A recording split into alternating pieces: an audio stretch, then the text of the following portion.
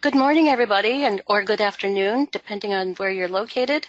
Welcome to ANA's webinar, Taking Advantage of Opportunity Zones, presented by ANA's Eastern Region Training and Technical Assistance Center, as part of the Administration for Native Americans bi-monthly webinar series.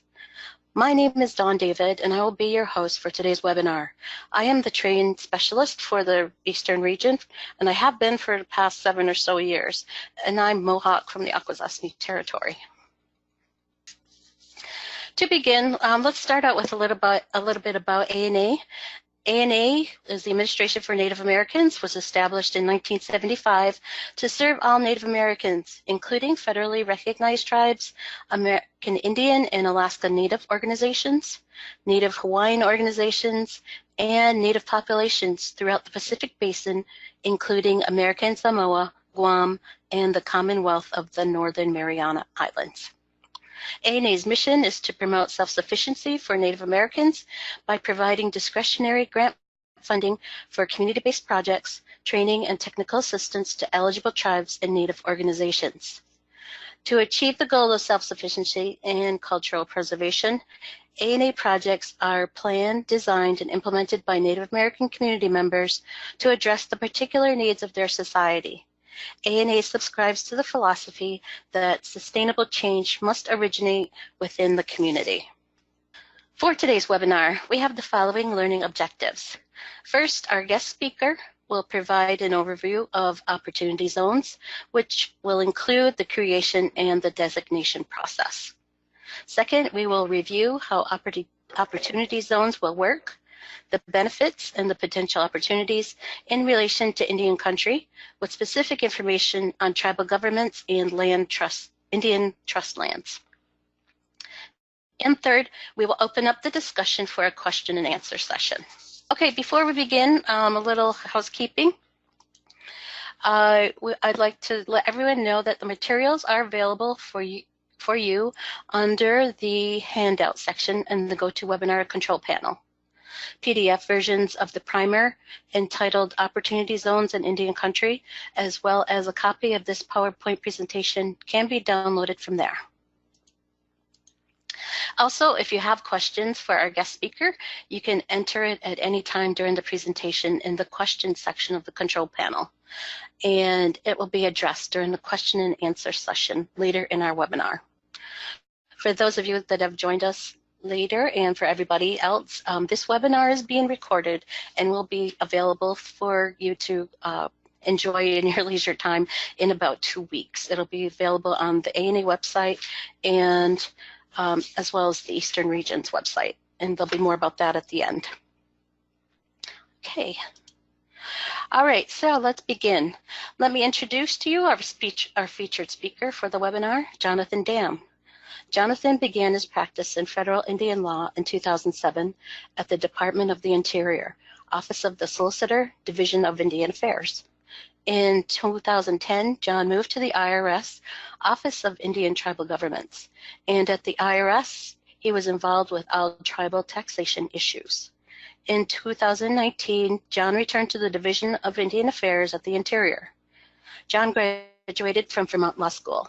In his spare time, he loves to spend time with his family and enjoys playing and coaching the creator's game, lacrosse. And I'm going to hand it over to you shortly, John. Okay. I believe it's been handed over to me now, and I'm going to assume that everyone can hear me. Dawn, I can no longer hear you. So when you handed it over to me, I'm going to assume that I have full control. If maybe someone can say something in the chat room that they could hear me, that might help, just so I can be certain that everyone can hear me. And with that, I will go on. Okay, so thank you, Dawn, for that introduction, and it's a real honor to be here today to talk about opportunity zones before the ANA, and I wanted to thank you for the introduction. I've been with the Department of the Interior, Office of the Solicitor since March, and it's a nice opportunity, no pun intended, to talk about opportunity zones, because prior to coming to Interior, I worked at the IRS, and we worked on, I was in a small office, Office of Indian Tribal Governments at the IRS, but we focused pretty much on all tribal tax issues, and that was my sole area of practice. And towards the end of my time at the IRS, the Congress passed this opportunity zone legislation as part of the Tax Act in late 2017. And so since coming back to Interior, and with my background in tax and specifically opportunity zones, I've had an opportunity to share about them both within the department and also to help the department understand the legislation, and also in front of the Federal Bar in DC, and then now for you here with the ANA. I would start by talking specifically about what is an opportunity zone. And some of you may or may not be familiar with them, but it's kind of a misnomer to say it's an opportunity zone, because I think the hope is that it will become an opportunity zone. But really, these are areas, geographic areas throughout the country that are really in need of an economic or infusion of capital to help with growth and economic development. And it's typically an economically distressed area or a distressed community where that are eligible, and the eligibility requirements come from the actual legislation, which is in 26 USC 1400Z-1, and that's the legislation itself is actually kind of short. The regulations where are actually very long. And right now, the IRS is still in the process of publishing the regulations, so this is still early, and they've been through 2 rounds of proposed regulations, and they're still trying to finalize the regulations. But we do know a lot about where this is headed, and that's what I'll go over today. And as I mentioned before, that legislation was passed as part of the Tax Cut Act, and the opportunity zone part of it, it was actually passed from an earlier House bill that had a lot of broad bipartisan support. So there were Republican and Democratic Congress people and senators that are all promoting this on both sides of the aisle, because there's a hope that this can really make a difference. And there are over 8,000 opportunity zones spread throughout the 50 states and territories. And generally, the way it works is it's a vehicle to attract investments from outside private investors into an opportunity zone, which we'll talk more about, both what it is and how it's done going forward. But in a nutshell, the whole thing is geared towards trying to get individual investors to infuse money into these geographic areas that have a great need. And it's done through incentivizations, through tax incentives, and essentially postponing realized capital gains, and then also offering incentives for further tax exemptions on those capital gains and future profits too. And we'll talk more about that. So going back a little further, we may want to know, well, how did these eligible low-income areas actually become opportunity zones? And in 2018, shortly after the passage of the tax law, the IRS identified some three major criteria, which are on these bullet points here on the slide. And these are kind of just a framework for the governors or executives of territories to use in selecting the criteria, the actual opportunity zones. So, for example, the poverty rate of the tract has to be at least 20%, and there's some requirements about median family income in the area and whatnot. But other than that, there wasn't really that much to limit what the governors did in selecting. But they didn't have much time, because they only had about 30 to 90 days before the selections were to be made. And the IRS turned it over. It's a nominating process that the IRS turned over to the states and territories. And based with those criteria that I just mentioned, the opportunity zones were selected. The governors, each governor followed their own process for deciding what areas to nominate and to designate. And as we'll see going forward, for Indian country in particular, in some states this worked out well. In some states it did not, unfortunately. I use Montana here as an example, where the governor nominated 25 areas for designation after reviewing some proposals for eligible communities, including 7 federally recognized American Indian reservations. And I'll show you a map in a little bit here, which can kind of give you a visualization of how it worked out. But there are areas in Indian country that have been designated as opportunity zones.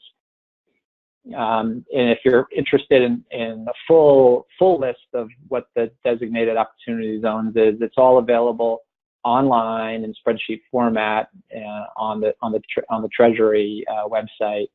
A quick Google, it's pretty easy to find. And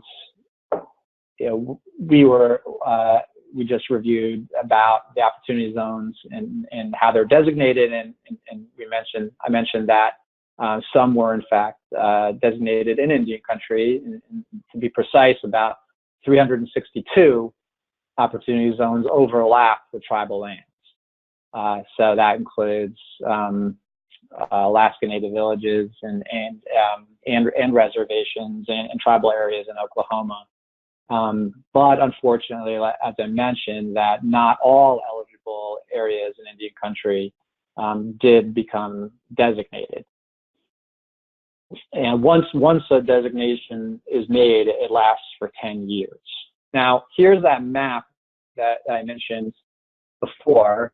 And as you can see, the gold and yellow outlined areas are Indian reservations and Oklahoma tribal areas. The black dots in Alaska are Alaska Native entities. And then the blue shaded areas are opportunity zones that were created and designated by the various governors in the states. And as you can see, there's blue and gold designated areas, and in some places they overlap. And the map provides you a good designation, good visualization of where they overlap. For example, you could see in both Wyoming and Montana, There's some overlap. If you look at South Dakota, there isn't as much overlap as you would like to see, so that could kind of give you a visualization of where there's going to be opportunity for tribes to use this tax incentive. So before we talk more about what the incentive is, let's talk about how it works. And in order to invest in an actual, there's two parts to investing in the opportunity zone. And the first part is creating an opportunity fund. This is where the money is going to be pooled. The investment money is going to be pooled before invested in the geographic area. And there's some rules that apply to that. And only partnerships and corporations organized in one of the 50 states or District of Columbia or U.S. territory is eligible to be an opportunity zone fund. So typically, it's corporate organizations, either partnerships or corporations will be eligible. And in terms of how an opportunity fund manages its assets, it must hold at least 90% of the assets in opportunity zone property or businesses, which we'll talk more about later. But so the takeaway here is that the first step in opportunity zone process is that a fund has to be created, and it's typically a partnership or a corporation. And what kind of assets can be invested in a fund? Well, capital gains are what's invested in the fund. So an investor can't just take any asset. It has to be the capital gains from the sale of typically a real estate or a business or stock, and the seller can then has 180 days to reinvest the capital gain from the sale of that business, real estate, or stock into an opportunity zone fund in order to qualify and receive the benefits, which we'll talk more about. So for basic example, if a stock or business or real estate is sold for $400,000 and $200,000 of that was a gain to the seller, that $200,000 can be invested in an opportunity fund. And there are no limits to that. So I use this as an example, but if it was $1 million capital gain, $1 million could be invested. And the fund itself can hold much more than that. This is just from one investor, so it has to be a capital gain. So as the IRS was going through its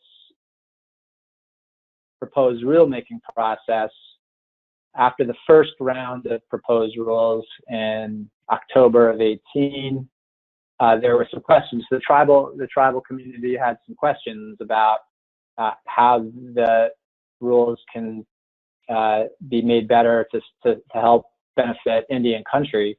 And one of those questions that came up was, well, you had mentioned state chartered partnerships and corporations. Well, what about tribal corporations? Corporations chartered under tribal law, not state law. So it was not clear based on the regulations. And after the second round of the proposed regulations, that were published in May of this year, the IRS clarified that, and they said that indeed a tribal corporation would be able to be an opportunity zone fund.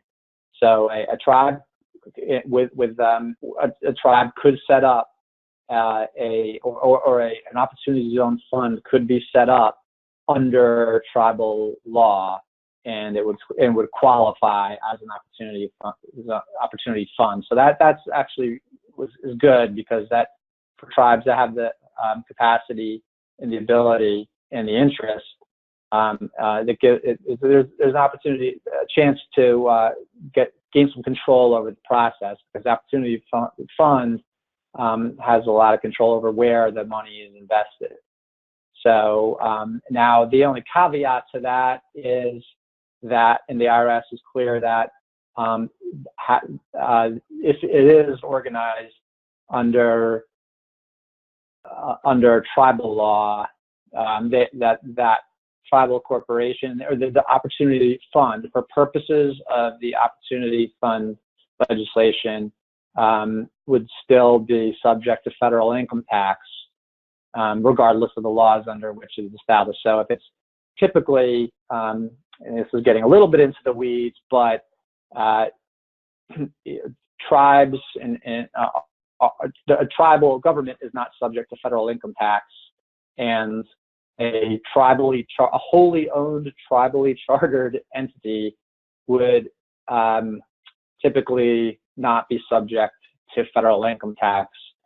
Now the IRS is actually is interested in publishing guidance on that, just to make it a little, for there to be more certainty on that particular issue. Because although that's pretty much the way the IRS operates, because they consider tribally chartered, wholly owned tribally chartered entities as kind of arms of the tribe, and therefore not subject to income tax like the tribal government. They don't have any written guidance on that, so I think the tribal community is looking for some more certainty there. So that's something that's ongoing, and hopefully something will be published soon on that. But for purposes of opportunity funds, they will be subject to federal income tax, and that's because the way this is structured in order to incentivize investors and in order for the technical parts of this to work, they need to be subject to federal income tax. But there are tremendous tax incentives for these investors, which we'll talk about going forward a little bit here. And what can an opportunity zone invest in? So this is the next part of it. Once you have the fund, what can it invest in? And typically that it's two things: either real estate or property, real tangible property, or businesses. We'll talk about both of those things next. We'll talk about the opportunity zone business property, which means tangible property used in a trade or business. So that's the first thing. So there's some rules, some basic rules, some takeaways on that is, if the real property is acquired after December 31st, 2017, that's the first requirement. And they also require that the original use of the property commenced with the opportunity fund, or the fund substantially improves the property, and during substantially all the fund's holding period of that property, substantially all of the use of the property was in the qualified opportunity zone. And those are all there just to do whatever is possible to promote actual investment and building and in an area to help revitalize and inject capital and create jobs and economic activity in the area. There was some concern, and I think there's still concern that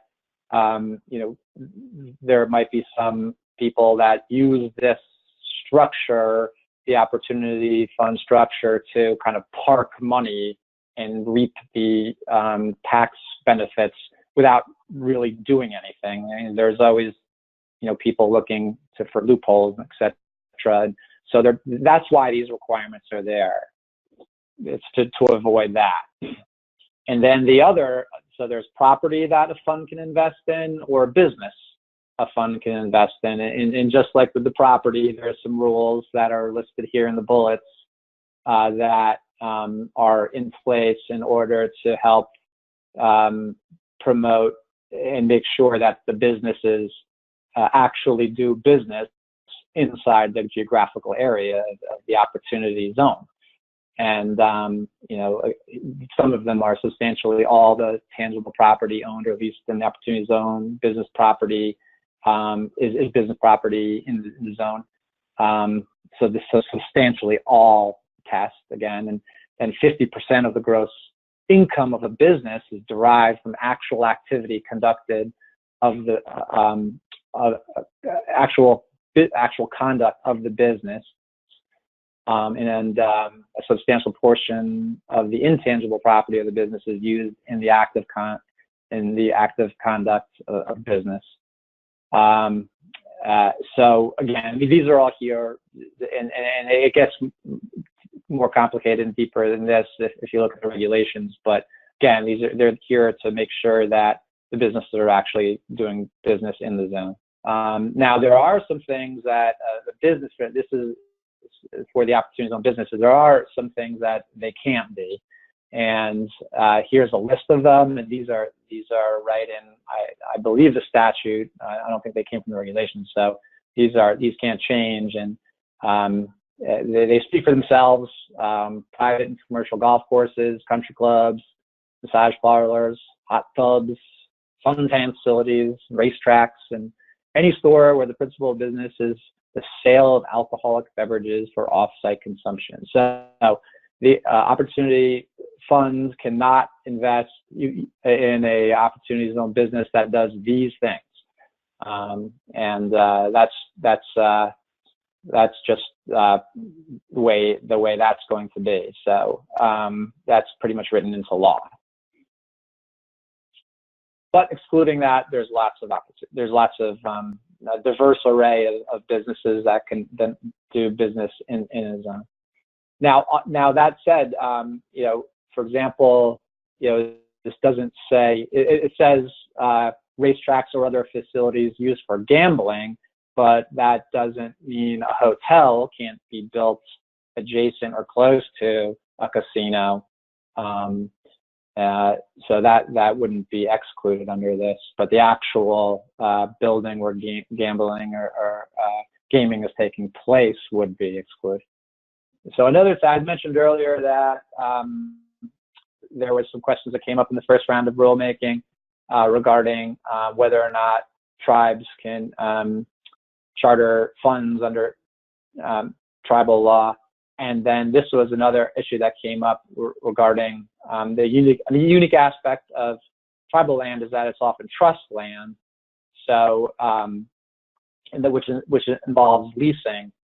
So the question was, will Indian trust land qualify as opportunity zone business property? And the first round of regulations were unclear on this, but the second round of proposed regulations made it very clear that yes, indeed, the IRS will allow trust land and to be qualified as business zone property, and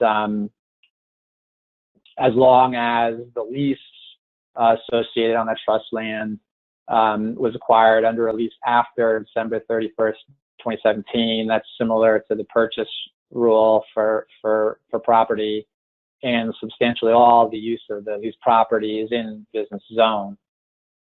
Again, these are just some rules to require that to ensure that the investment is going on in the zone. But there's some differences. So unlike the tangible property requirements, the proposed regulations will not impose that original use requirement on leased property, because in a lot of circumstances, leased property cannot be placed in service or depreciated or amortization purposes, as the leasee does not own the leased property. So the leased property, therefore, it won't be subject to this substantially improved requirement as it is for purchased property. There are some other rules that regarding related and unrelated entities on leases that apply across the board for property that won't apply on leased property. So now that we've talked about what an opportunity zone is, how they were created, and what different types of activity can take place in an opportunity zone. We know a fund is typically a corporation or a partnership, and it can be done pursuant to tribal law. And we know that there's some rules apply to the fund, and the fund mostly has to invest within an opportunity zone, and they're typically investing in either property itself or businesses. But so what's to attract an investor? And this is where the carrot approach comes into play. We know that investors would invest in the fund. They invest their capital gains, but now we're going to find out what these actual benefits are to the investors. So when you're talking to people, when you're trying to infuse economic development into an area or start a fund, the pitch to the investors is that, well, first of all, you, as an investor, any capital gain that you realize on the sale of your assets, you will not, all taxes on that capital gain will be deferred until you divest that interest in the fund, or until December 26, 2016, whichever comes first. So you do not have to, pay those capital gains right away. And then next, there's that first, it's just the deferment of capital gains. You don't have to pay taxes as you normally would. And then the second one is now you get to get some of that capital gain actually forgiven based on how long you keep your money invested in an opportunity fund. So for example, if an investor stays in the fund for at least 5 years, and 10% of you get 10% of a deferred capital gain on your investment, it's forgiven. So if you keep your investment in for additional 2 years, so for 7 years, then another 5% of the capital gain is forgiven off of your investment. So those are some good carrots. You're actually getting, the capital gain is actually going to have less tax on it than it originally would have. And the more money you put in, the bigger difference that makes. And then the big one also is if any profit earned on an investment in a new fund is actually going to be tax-free if you keep it in the fund for 10 years. So, let's say you took that $200,000 that we talked about before, and you invested it in an Opportunity Zone fund, and then you left it in for 10 years. Let's say that fund invested in built a hotel or a mall or something on some real estate, and that the money that was invested in that gained an additional that $200,000. When you sold it after 10 years is now $300,000. Well, that additional $100,000 wouldn't be subject to any federal taxes. So that's a big one as well. So those are the three main carrots for investors to invest in a fund. Now, turning to Indian country, what benefit would it bring? And I think I came up with a list here, but it's pretty much everything, because tribal communities would benefit from the investments where they're needed. And so these are typically some of the areas that I listed where investment in Indian country is needed: agriculture, broadband, trying to expand broadband access, education, energy development, forestry, healthcare, housing, big one obviously, infrastructure, production facilities associated with agriculture, for example, mining and mineral extraction, waste management, water treatment, you name it, anything Indian country does. There's an opportunity here to try to attract investors with this approach. Excuse me. So, turning to tribal housing, on the slide here, I just talk about some of the existing federal housing programs and loan guarantee programs and tax credit programs. But as we all know, it's never enough. So trying to excuse me, add this opportunity for private investment to actually come into the housing area is something that could be marketable. Tribal energy, again, same thing. And I put Department of Energy, for example, ran a program which is now closed that offered an opportunity to create grants for energy development, but it required a 50% cost sharing element to it. Now, this program is now closed, but it's something to keep your eye out for, because often there are programs will have these various cost sharing requirements that, where does the money come from? Well, in the past, there's been things like new market tax credits, but those have a much, those are dependent year to year, and those are have more requirements, regulations, and reporting than the opportunity zone requirements, quite frankly. So that's a key difference here, is that there's a lot less red tape involved with opportunity zones than something like new market tax credits. And something, if you keep your eye out for programs like this one here in 2018 by Department of Energy that require cost sharing, this would be a good opportunity for that. And this slide just talks a little more about that program and the 50% recipient cost share, which you can review in your own time after the presentation.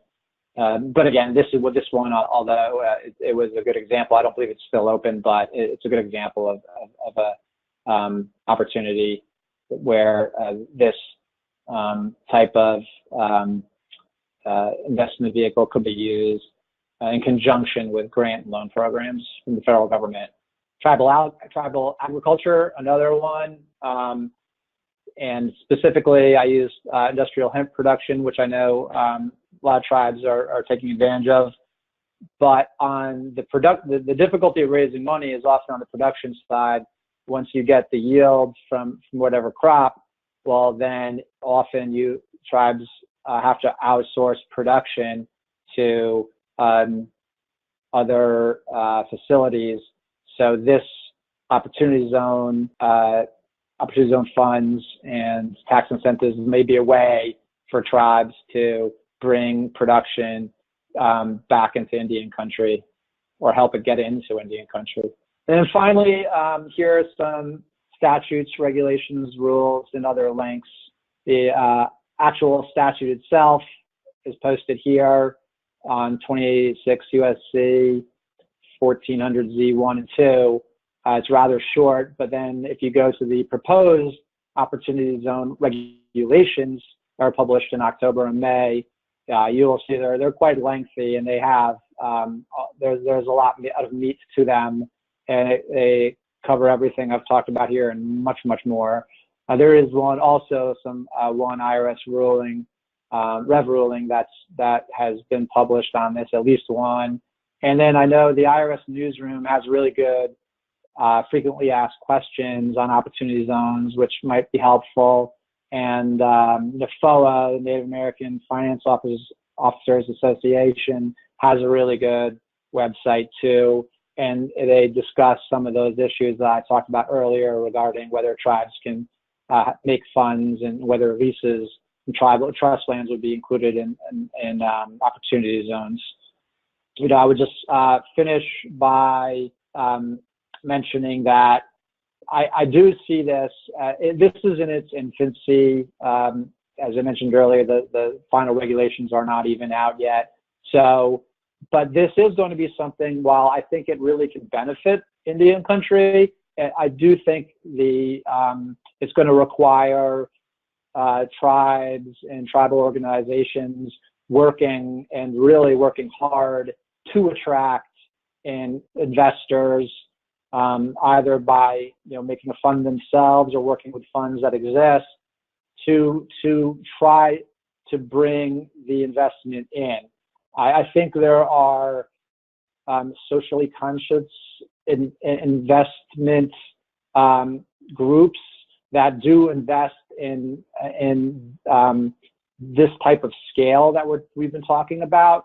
Then there's investors that invest in an entirely larger scale, like retirement funds and things like that. They're not necessarily. There's other tax incentives which they're often incentivized to use, but this does present an opportunity, although it's going to require a lot of work and organization on behalf of Indian country to utilize this. I don't think it's going to require some self-promotion and hard work to make it happen. But I think there are investors out there that would take advantage of this if it was done right. So with that, I will turn it back over to Dawn, and thank you very much for listening. And I can open it up to any questions now. Thank you, John. Can you hear me? Okay, I people can hear me. All right. Okay, I hope you'll join me in thanking John for that amazing presentation. We're going to open up for questions now, and there are a few that are entered. I just want to remind people to enter your question in the question section in the control panel. So while people are doing that, and I hope everybody takes advantage of asking John while we have the chance, we'll begin with some questions. Okay, so the first question I saw from Margot Howard, she says, wow, this is amazing. So do you have a person that could help our nation to navigate the ins and outs of this on a personal level? I'm not sure what she means by personal level, but I understand the concept of having a resource person we can contact and ask questions. Yeah, that's a very good question, and it's something that the Interior Department is really trying to wrap its head around now. I know that there are folks in the Secretary's office and the BIA. They're trying to see like how we as the government can help with this. And I think the conclusion has been doing things like I'm doing right now. But in terms of actually like building this thing from the grounds up, I think folks who are typically involved with economic development for the tribe, within the government, within the government's attorney's office, and are the ones that are going to be structuring this and building this, because it's going to be regulatorily and tax incentive. People know that tax law and structuring corporations on the corporate side will be involved with this, and then on the investment side. But in terms of, I am always more than happy to help steer anyone in the right direction. So I can be contacted at the Department of the Interior. I don't know if my contact information is up, but it's pretty easy to find me if you reach out to the solicitor's office, and I'm happy to help with that as well. Okay. Do you possibly enter your contact information in the chat box so the audience can? Oh yeah, sure. Okay, and while he's doing that, okay, we have another question, and this one is from David Flute. Is there a process or procedure whereupon the decision makers can redesignate an opportunity zone? For example, if a municipality or a tribe was designated but are not attracting investors and or not aggressively marketing themselves for investors to consider their designated area for investment, can that designation be moved, and who has that authority? Yeah, that's a really good question. I do not believe so. I think that there was the window for designating the zones was very small. Like I said, I think it was like 90 days, and then there was an opportunity to extend that to 120 if you got an exemption to do that. And once they're designated for 10 years. So maybe in 10 years. Now, whether a rule can be created for, if I think I understand correctly, saying, well, let's say 5 years goes by and it's not working out in that zone. Can we shift that to another eligible zone? That's a good question. Not that I'm aware of, but again, maybe looking through the rules, perhaps that's there. I do not think it is. But I don't know if that would require either a change in the law and the statute, or whether that could be done through a rule. If it's not there, I'm not sure. Okay. Alrighty. Our next question, I know we're kind of pressed for time. What if we have a project, and this is from Brian Kirk, that we are exploring for investors because our location falls under the opportunity zone? Do we speak to our state regional commerce representative? I don't know if I think I'm not that familiar with how regional state commerce representatives work. So that I can't say for sure, but I don't think that's a requirement, if that's the question. Yeah. I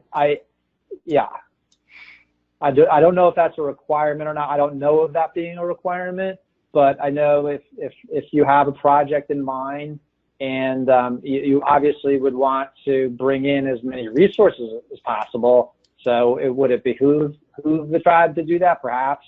I don't think there's any reason it couldn't. Again, like what my message would be to cast as large a net as possible in terms of entities and individuals in the economic development area that can help with this, because that's really what it's going to take. So I don't see why you wouldn't bring someone in that you thought could help, but I don't know if that's a requirement. Okay, and here's a question from David Flute again. Are there any tribal leaders, lobbyists working on amendments to the codification? I don't think any amendments are in the works right now, but I know, like, for example, that NAFOA would be a good resource. That would be a good starting point to contact. I think they've been right at the front of this for Indian country. So contacting NAFOA, and Dante Desiderio, who works there, would be a good person to speak to. They've really been at the forefront of this for Indian country, so they would be up to date with the latest issues that may have been spotted, which are trying to be addressed in the next round of rulemaking, for example. Okay, all right, thank you. One more quick question. I'm sorry, John has to leave for some family, to take care of his family, but one quick question. Can tribes collaborate, partner with non-native entities for hemp production and manufacturing to meet opportunity zone status? Are there funds available from BIA or other agencies for investment? That is beyond my current level of expertise, outside of opportunity zones.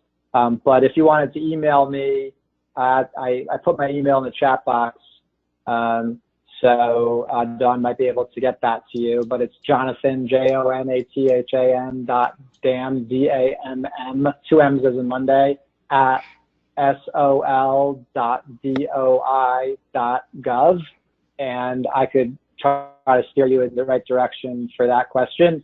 But in terms of for opportunity zone funds, again, I think it's going to be something that's done outside. The government, the interior itself doesn't have any real authority to, make, grants or loans under this program, but we're doing our best to promote it and get information out there for Indian country so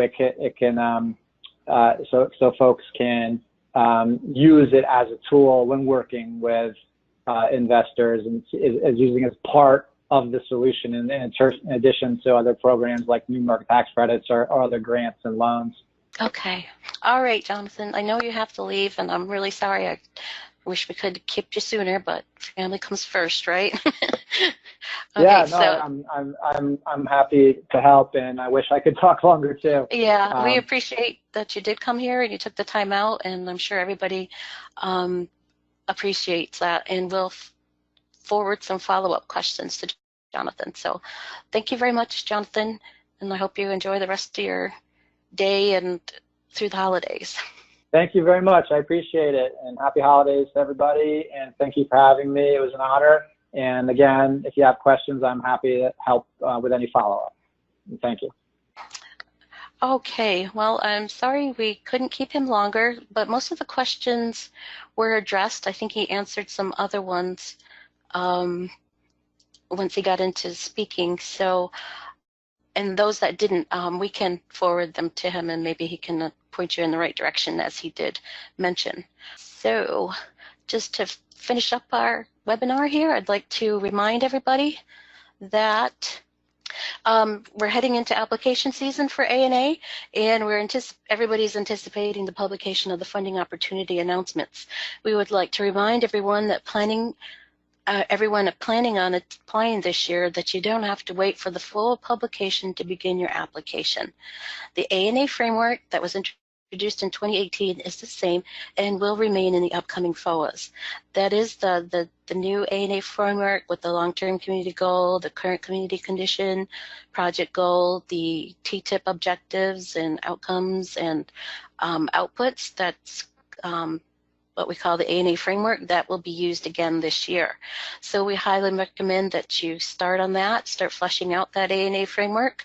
You can do that now while we wait for the FOA publications, and really get into planning your project approach. Now's a good time to begin that and start gathering the needed documentation and for community input for all your budget items that need documentation. And a special note to those that are applying for native languages, finish up that work on the status of the language assessment that's required for your application. So now's the time to be polishing those up and getting them ready for your application. In the future, we're going to look for ANA announcements for FOA publications on their website and social media, such as Facebook and Twitter, and their accounts. You can also subscribe for notifications for ANA on the grants.gov website, where you can, if you're subscribed already, you can get those notifications, and you'll be notified as soon as any no-picks come up from ANA, and then definitely when the FOAs are published. So that's one of our best practice tips. And I just want to give a shout out to our fellow TA providers. If you're new to ANA and not familiar with our TA services, regional providers conduct trainings and provide technical assistance to complete your application, including the pre-application trainings and electronic technical assistance that will give you one-on-one feedback on your draft application. And the good news is that it's all free. Once the FOAs are published, the regional TA centers will put out a calendar for the pre-application trainings. And these are very informative and very helpful to everyone that attends, where it will walk you through all the requirements of an ANA application. We'll walk you through the FOA, we'll walk you through the review criterion, how to submit, and then what happens after you submit your application, and all in an attempt to improve your scores and move more people into being fundable. So the slide here has toll-free numbers and websites, and you can contact your region and they will be more than happy to assist you. Okay, so this brings us to the conclusion of our webinar. I'd like to thank again Jonathan for attending and being that resource person for us for this Opportunity Zone webinar. And well, thank you all for attending as well. And asking those questions and learning more about that and bringing it back to our Indian communities. This webinar has been recorded and will be available for future viewing in about 2 weeks on the Eastern Region and any ANA websites. Thanks again for attending, and enjoy the holidays. Have a safe and happy holidays. Nyawa.